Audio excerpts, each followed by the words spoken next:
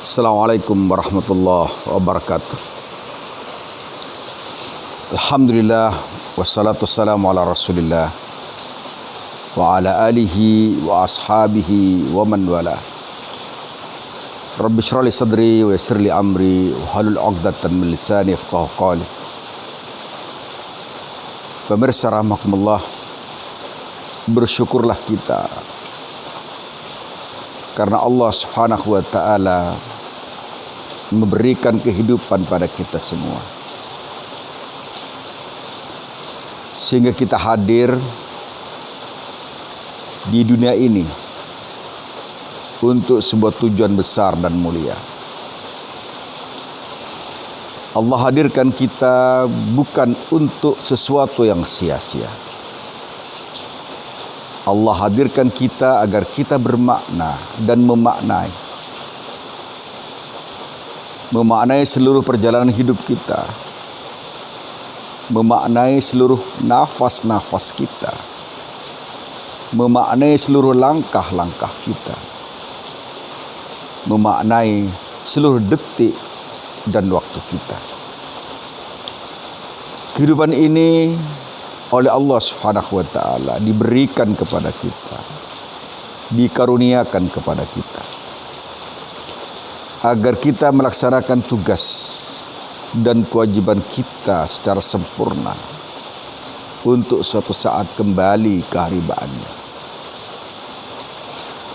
Tugas utama kita adalah sebagaimana Allah firmankan, A'udzubillahi minasyaitonir rajim. Bismillahirrahmanirrahim.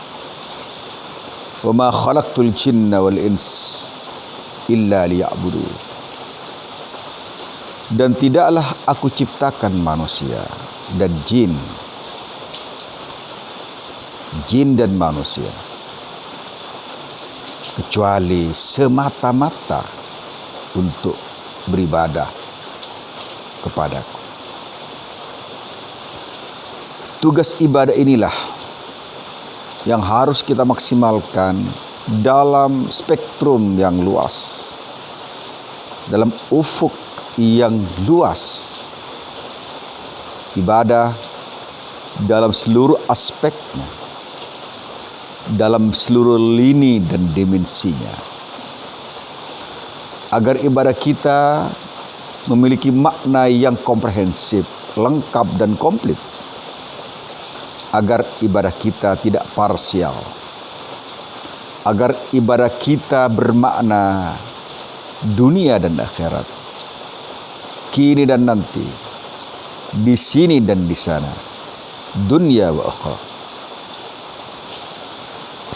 Sebab pemirsa rahmatullah, hidup yang tidak ada maknanya sama dengan hidup yang sia-sia. Hidup yang tidak kita isi dengan ibadah kepada Allah dalam totalitas sempurna, maka akan ada cacat yang mencederai kehidupan kita semua. Ibadah yang tidak kita jalankan karena Allah, yang tidak kita misikan karena Allah, dan tidak bervisi karena Allah, maka sungguhnya ibadah itu adalah ibadah yang sungguh-sungguh tidak memiliki arti apa-apa di hadapan Sang Maha Kuasa. Sebagai seorang hamba Allah Subhanahu wa taala, maka sepatutnya lah kita merunduk, khusyuk, patuh kepada Zat yang menciptakan kita semua, kepada Zat yang memberi nafas kehidupan kita, kepada Zat yang menjadikan roh agar kita bisa bergerak dalam kehidupan ini. Pemirsa rahmatullah, kehidupan kita semua adalah kehidupan pendek yang Allah jadikan sarana untuk sebuah kehidupan panjang, yakni tatkala kita bersama Allah Subhanahu wa taala. Maka oleh sebab itulah jangan sia-siakan kehidupan ini. Isilah dia dengan ibadah kepada Allah. Dan sadarlah kita semua bahwa sesungguhnya Allah kasih jatah kita semua sebuah kehidupan yang terbatas, limited time, al-waqtul muhaddad, al-haya mahdudah, sungguh-sungguh sangat terbatas. Dan suatu saat kita akan mencicipi apa yang harus kita cicipi, yakni dzauqatul maut, rasa kematian. Kullu nafsin dha'iqatul maut. Maka Allah Subhanahu wa taala memesankan pada kita semua, memerintahkan kepada kita semua, sebelum kita merasakan dan mencicipi kematian itu, Allah berfirman, wa'bud rabbaka hatta ya'tiyakal yaqin. Hendaklah engkau menyembah kepada Tuhanmu Allah Subhanahu wa taala hatta ya'tiyakal yaqin, sampai kematian datang merenggut dan menjemputmu. Kematian tentu saja sesuatu yang tidak kita nanti dan tidak kita tunggu. Kematian adalah sebuah kepastian. Kita suka atau tidak suka, pasti dia menjalankan tugasnya dengan sempurna. Pasti dia menjalankan misinya sesuai dengan perintah Tuhan. Maka kesadaran kita untuk senantiasa mengisi kehidupan ini untuk sebuah kematian adalah sebuah kecerdasan. Sebagaimana Rasulullah SAW sabdakan, Al-Qayyis man dana nafsahu wa amila lima ba'dal maut.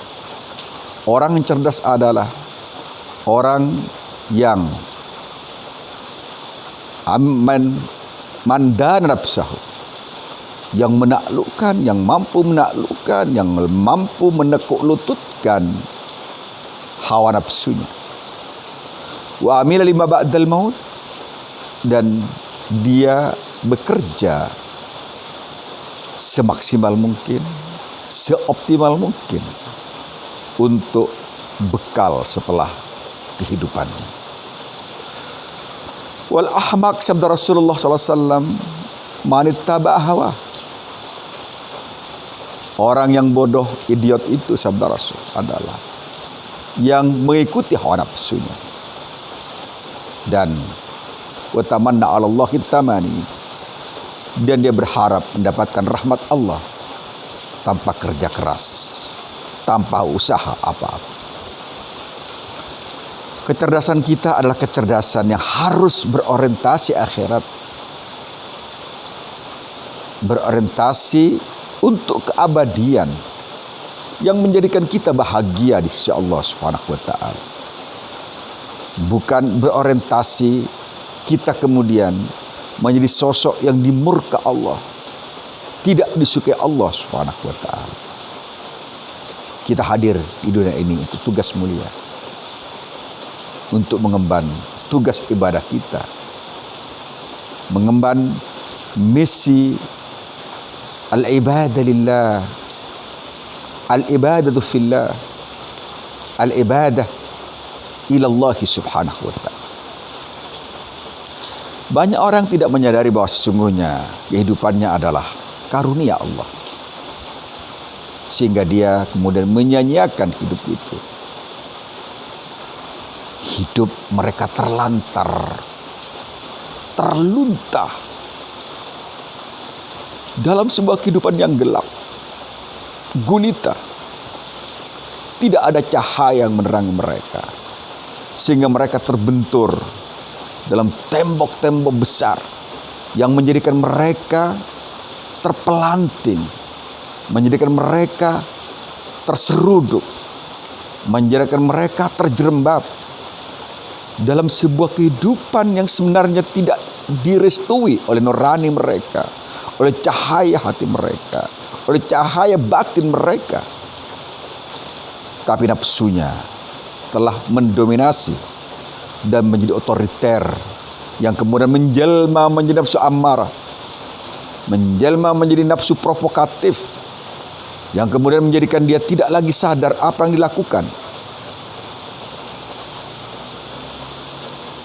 Nafsu amarah, nafsu yang menyuruh kita al-amarah bisu, al-amarah bisu, yang senantiasa provokatif agar kita melakukan kejahatan-kejahatan, kekejian-kekejian, karena dia mengontrol kehidupan kita semua, mengontrol otak dan hati kita, sehingga otak dan hati kita menjadi lumpuh. Tidak lagi ada cahaya, tidak lagi ada hidayah yang menggiring kita kepada Allah Subhanahu wa taala. Kemudian kehidupan kita menjadi gelap. Mata batin kita menjadi tidak tercahayai.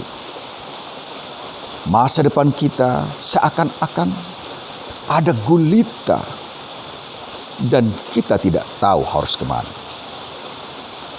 Maka mintalah kepada Allah, pemirsa rahmatullah, kalau kita terjerat dalam kegelapan-kegelapan kehidupan ini akibat kezaliman kita, akibat perbuatan nestapa dan perbuatan-perbuatan yang mencederai hati kita, berdoalah dengan doa ini. Rabbana zalamna anfusana wa illam taghfir lana wa tarhamna lanakunanna minal khasirin. Ya Allah, kami telah zalim, kami telah menggelap, kami telah menjadikan diri kami sendiri menjadi gulita yang tidak ada orang lain datang kepada kami, tidak ada cahaya yang berada di sekitar kami, sehingga kami kemudian ada dalam sebuah ruang gelap di mana mata batin kami tidak lagi berfungsi dan mengalami disfungsi sangat luar biasa. Kami kemudian tidak tahu harus kemana meraba, harus kemana melangkah, harus kemana beraksi, karena ruang-ruang hati kita gelap, pikiran-pikiran kita gulita. Pemirsa rahmatullah, kehidupan kita adalah kehidupan yang harus kita maknai. Jangan sampai kehidupan kita lewat begitu saja. Tidak ada mutiara-mutiara yang kita tanam dalam kehidupan kita. Tidak ada kebaikan-kebaikan yang kita tanam dalam kehidupan kita. Tidak ada kebajikan-kebajikan yang bisa dipetik suatu saat kita menghadap pada Allah Subhanahu wa taala. Sungguh benar firman Allah Subhanahu wa taala, wal 'asr innal insana lafi khusr illa alladziina aamanu wa 'amilus shalihat wa tawashaw bil haqq wa tawashaw bis sabr. Sebuah surat yang menggambarkan dengan sangat simpel tapi bermakna luas bahwa setiap orang akan merugi kecuali orang-orang beriman yang memiliki ideologi mapan dan kokoh, memiliki prinsip yang kuat, memiliki prinsip keibadahan yang kuat, menyadari siapa dirinya, tahu harus bagaimana dia. Lalladzina amanu wa 'amilus shalihat. Kemudian dia merefleksikan keyakinannya, merefleksikan keimanannya dalam amal-amal yang berkelanjutan, pekerjaan-pekerjaan yang baik yang dia lakukan. Kemudian dia menjadi obor penerang di tengah-tengah masyarakatnya. Wa tawasaw bil haqqi wa tawasaw bis sabr.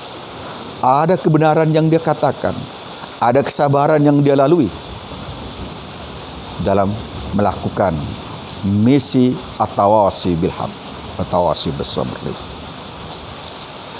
Pemirsa rahmatullah, mari kita jangan sia-siakan kehidupan kita ini, kehidupan fana ini. Mari kita abadikan dalam sebuah orkestra indah pada saat kita berada di hadapan Allah Subhanahu wa ta'ala. Aqulu qouli hadza. Assalamualaikum warahmatullahi wabarakatuh.